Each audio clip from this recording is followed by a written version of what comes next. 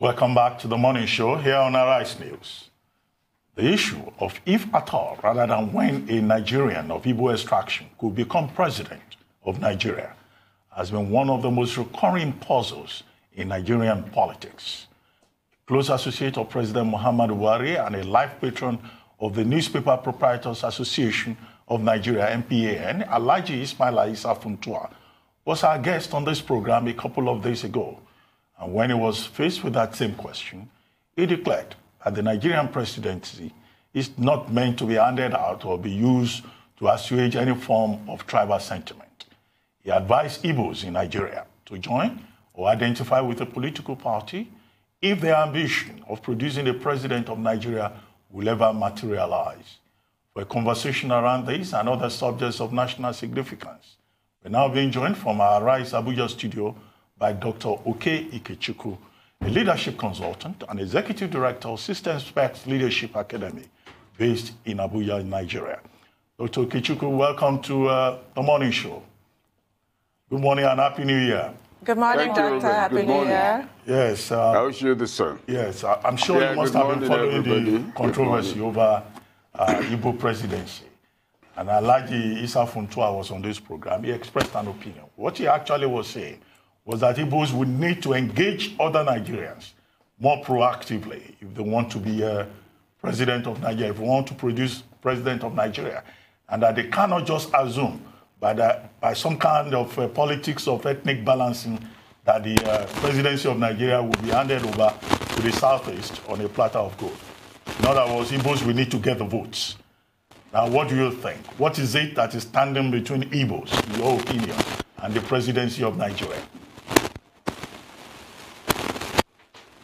What is standing between Igbos and the presidency of Nigeria is limited strategy, an unviable template for engaging at the national level, lack of cohesion among the Igbo elite, and also a tendency to allow the more volatile and, if you like, almost violent-sounding elements within the Southeast to be the voices you hear in the name of Igbo presidency. So the obstacles are real.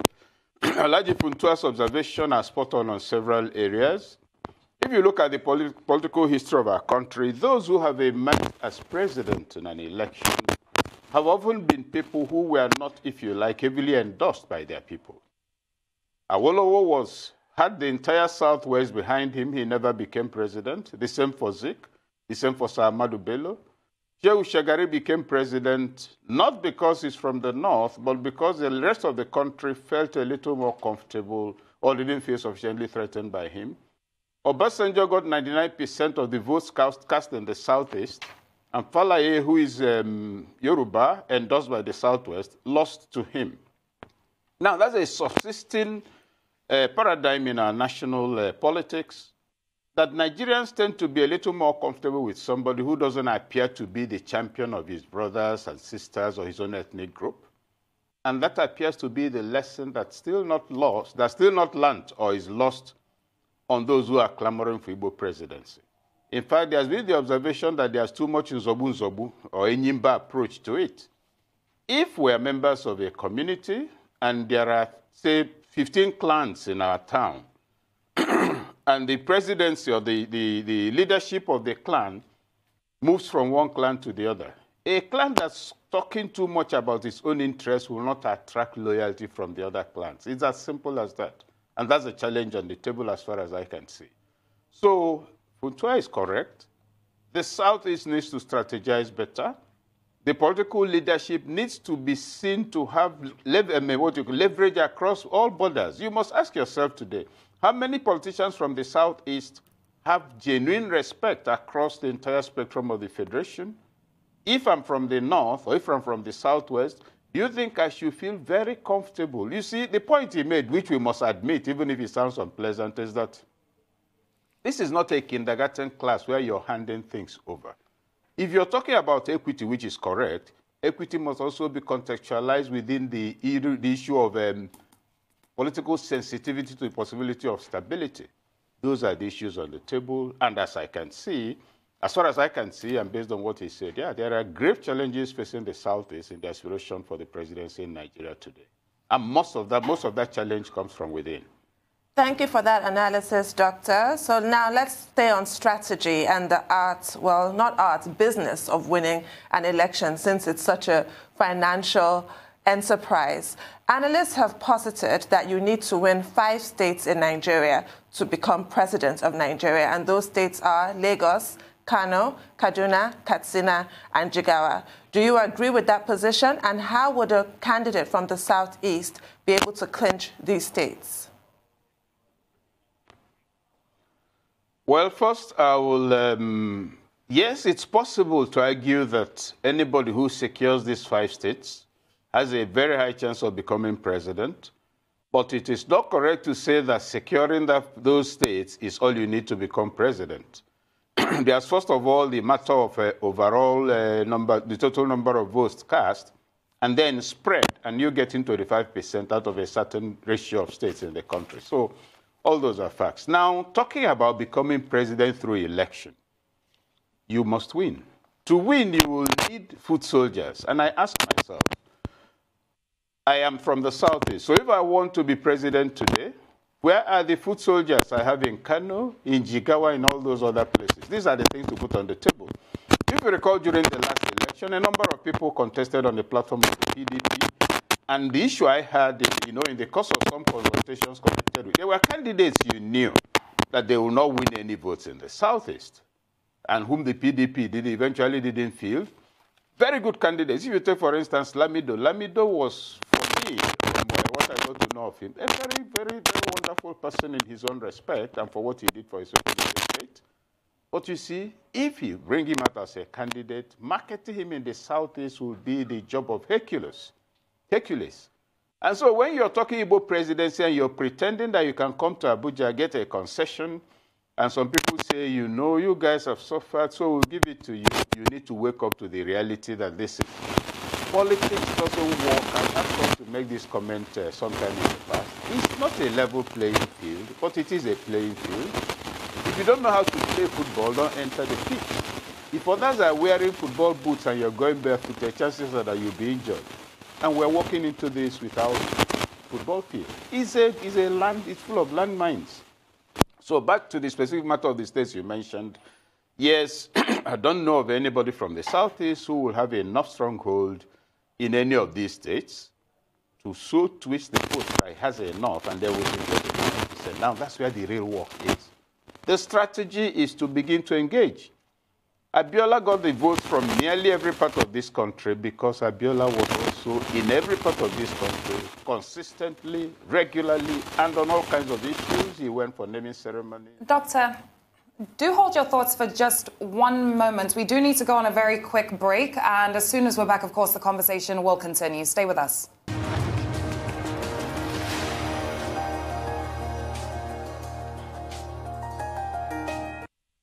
Welcome back. You're still watching the morning show here on Arise News, and Dr. Okey Ikechukwu is still with us in our Abuja studios, a leadership consultant and executive director of System Specs Leadership Academy. Thank you for staying with us, Doctor. Before we went on a break, you were concluding certain thoughts. I'd like you to continue.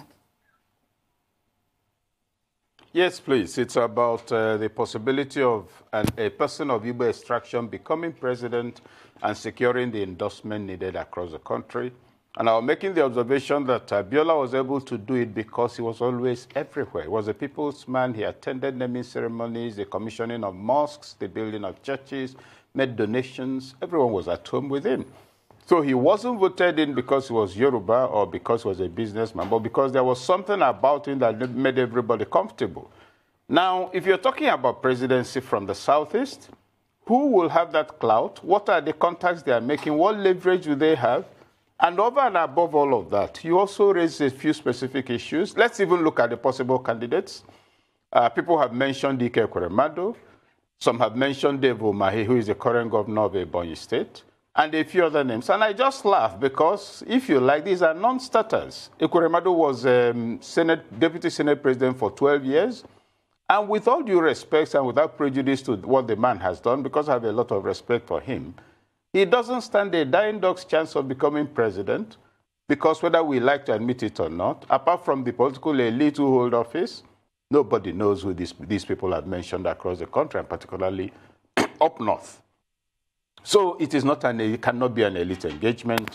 And also, even if you say, okay, Southeast should be considered to the Southeast, the war will break out in the Southeast. Most of the politicians will start shooting at each other.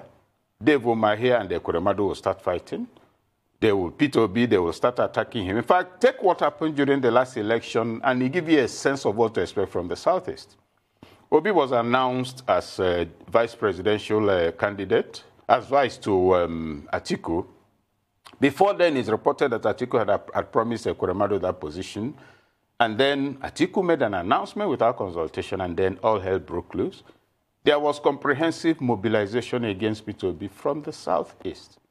And while the elections were going on, rather than campaigning, a lot more people were saying, particularly the political elite, let us see how he will come and become vice president. He thinks he can come and steal it from us and run away. Now, put all of that together. The PDP elections were going on. Rather than campaigning, some very powerful people in the Southeast were working out a parallel template for a relationship with Atiku after the election that will sideline Peter Obi.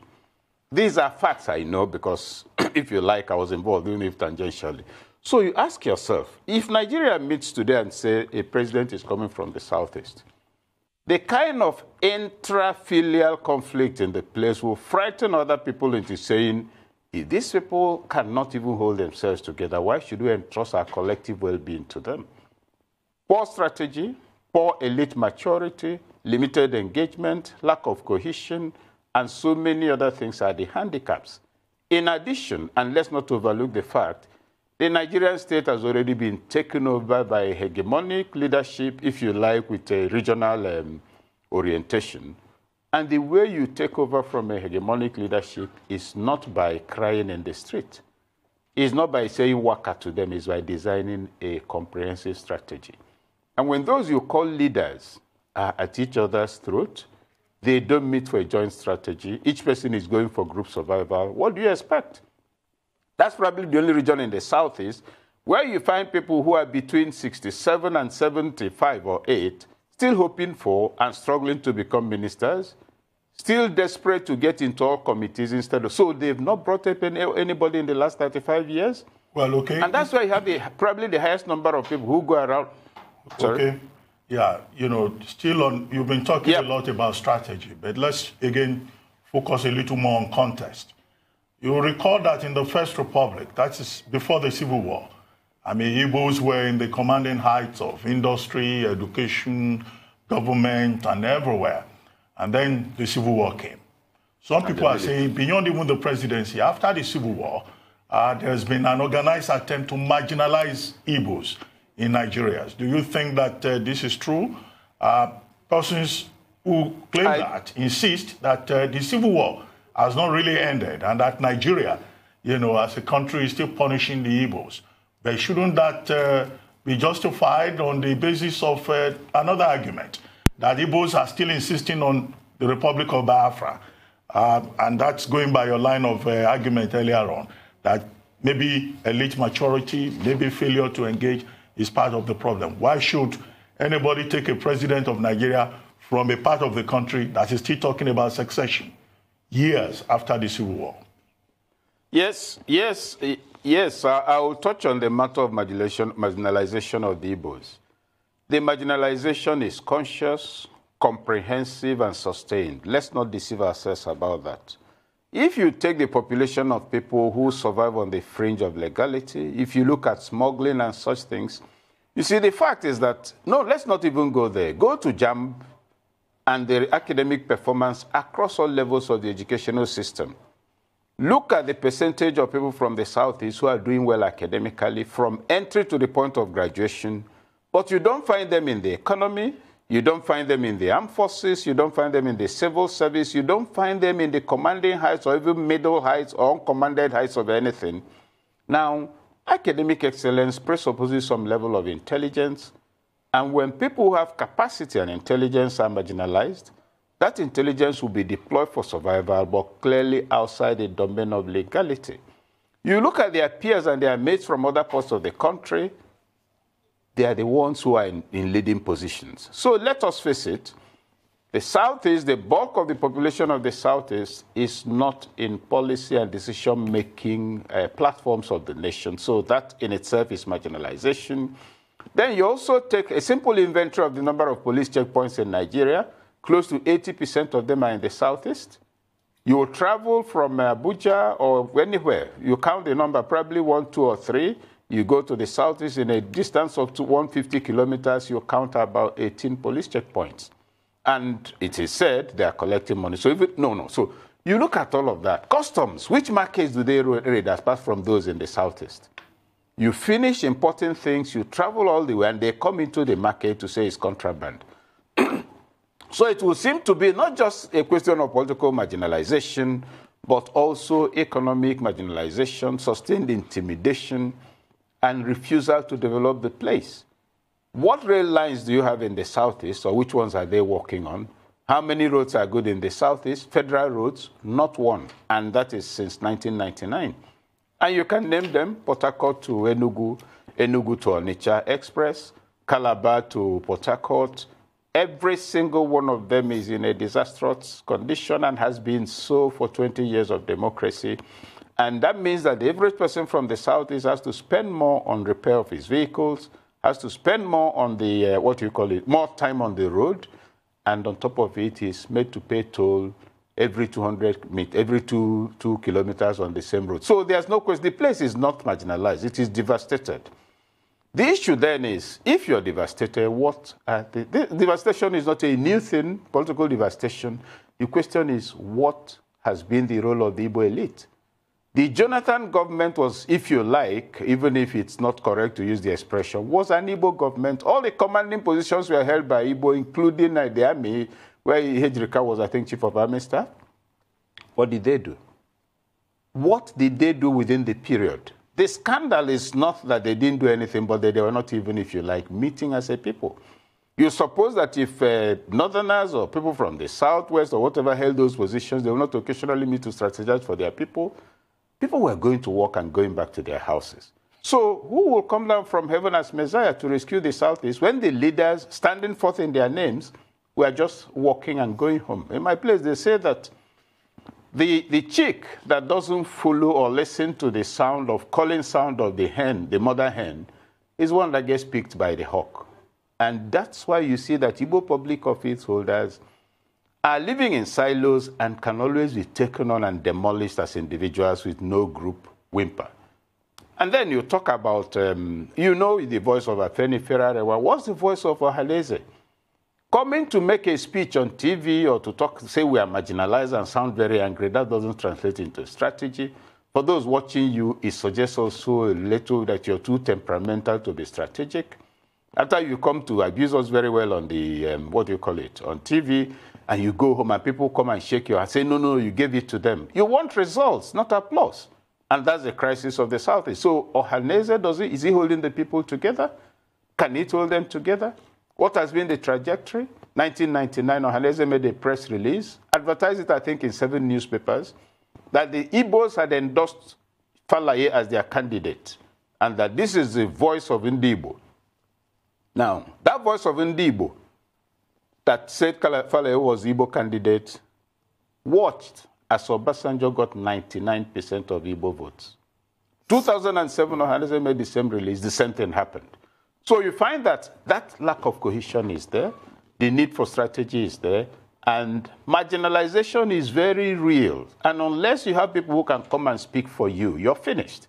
When the war ended, yes, look at the caliber of men who went to negotiate surrender. They were respected. Take the tapes and play. Now ask yourself, who can you call together in the Southeast that will command that kind of engagement? December, I think that was about 4 weeks ago. Yes, it was here. I had come into Abuja.